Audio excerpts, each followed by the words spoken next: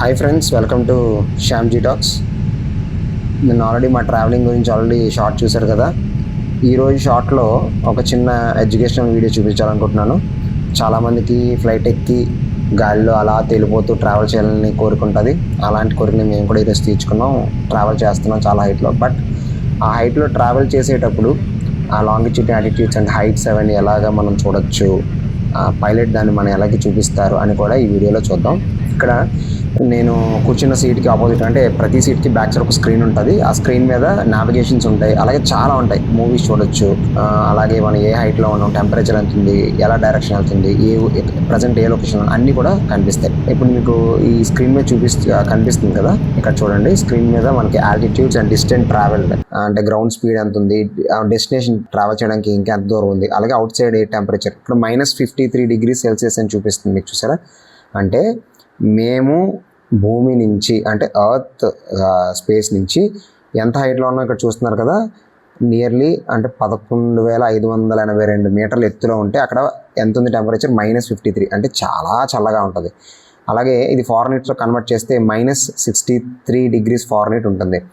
అక్కడ హైట్, ఇక్కడ మనం జనరల్గా ఇక్కడ కిలోమీటర్స్లో హైట్ చూడొచ్చు. ఫారెన్హీట్ అయితే 37,999 feet, అంటే 37,999 feet పైన ఉన్నాం. ఇక్కడ చూస్తే పక్కన మనకి డిఫరెంట్ నావిగేషన్స్, అంటే డిఫరెంట్ సైడ్స్ మనకి ఫ్లైట్ లెఫ్ట్, రైట్, అలాగే left window, right window, cockpit area, right window, అవన్నీ కూడా మనం చూడొచ్చు. అన్ని డైరెక్షన్స్లో కూడా శాటిలైట్ బేస్ చేసుకొని మనకి ఈ ఇమేజెస్ అనేవి కనబడతాయి.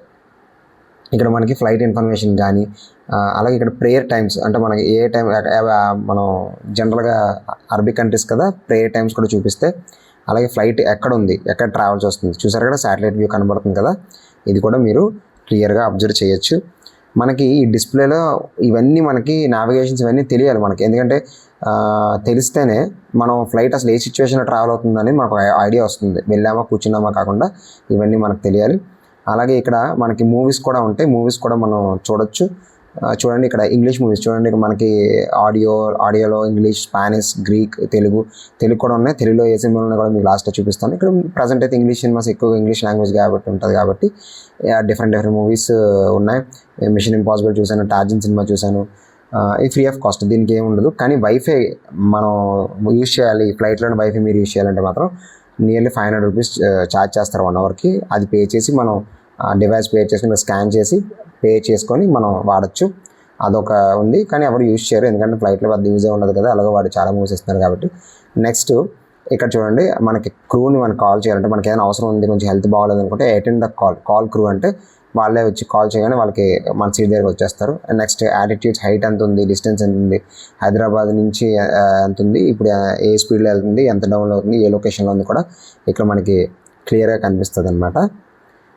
నెక్స్ట్ ఏంటంటే మనకి తెలుగు మూవీస్ ఉన్నాయి చూడండి. తెలుగు మూవీస్లో చాలా గ్రేట్ కదా, 3 సినిమాలు కనిపించాయి. ఏదో Satyabhama, Hide and Seek and వారాది అనే మూవీస్ కనిపించాయి. ఇంకా అంతకంటే ఏం కనిపించలేదు మాకే ఆశ్చర్యం వేసింది. పాన్ ఇండియా సినిమాల్లో ఈ 3 సినిమాలు దొరికాయి, తెలుగు సినిమాలని. ఇంక చూడలేక ఈ అద్భుతాలను చూడలేక హ్యాపీగా పక్కన పెట్టేసి ఇంగ్లీష్ మూవీస్ చూసాము. చూసుకొని మూవ్ అయిపోయాం. ఈ సినిమా పేర్లు కూడా మాకు తెలియదు ఇప్పుడు వచ్చి.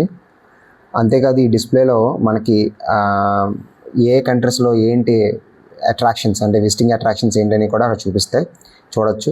నేను ఇండియన్ సబ్ కాంటినెంట్లో చూశాను, ఎక్కడ వైజాగ్ కనబడుతుందేమో అని. విశాఖపట్నం, ఆంధ్రప్రదేశ్ సంబంధించి ఏం కనిపించలేదు. అట్లీస్ట్ తెలంగాణలో మన తెలంగాణ సంబంధించి చార్మినార్ ఉంది, ఇంకా మిగతా ఏమీ కనిపించలేదు. ఫ్యూచర్లో మనది కూడా ఒక అట్రాక్షన్ అవ్వాలని కోరుకుంటున్నాను. అలా ప్రతి దేశానికి సంబంధించి ఉన్నాయి, రకరకాల ఇమేజెస్ ఉన్నాయి, మనం చూడొచ్చు, అట్రాక్షన్స్ చూడొచ్చు. డిస్టెన్స్ ఎంత ఏంటి, అలాగే అబుదాబిలో ఏంటి అట్రాక్షన్స్, దుబాయ్లో ఏంటి అట్రాక్షన్స్, అంటే వెళ్ళే ముందు ఆ దేశం నుంచి కొంచెం మనం తెలుసుకోవడానికి ఈ డిస్ప్లే మనకి హెల్ప్ చేస్తుంది.